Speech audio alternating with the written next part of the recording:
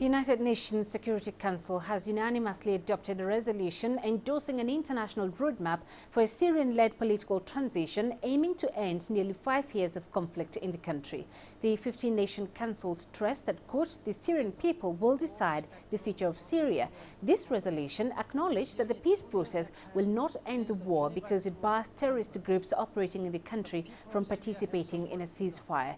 They include the Islamic State group and Al-Qaeda affiliate Al-Nusra Front. The resolution also made no mention of the most contentious issue. That's the issue of the future rule of Syrian President Bashar al-Assad.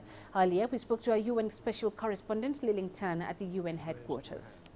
President Bashar al-Assad was not mentioned in the resolution at all. Yes, there was absolutely no mention of this. We know, however, it is a long-standing contentious issue between members of the Security Council. We know the US and its allies, its Western allies, including France, for example, have long maintained that there is no future, no Syrian future where Assad is in the picture. They don't want him a part of the political process, whereas Russia and Iran, both allies of President Bashar al-Assad, have said that his fate should be left in the hands of the Syrian people. So there was no mention of this in this resolution.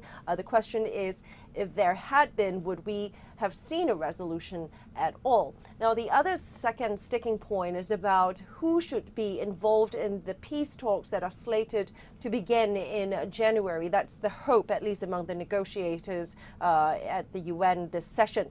The point is who should be designated as terrorists, who among the opposition and rebel groups should be designated as terrorists and barred from the peace talks, and who should be regarded as legitimate opposition. Now, these questions, of course, have not been have not been decided on, so we expect to hear a lot more on these issues in the weeks ahead. Lillington in New York.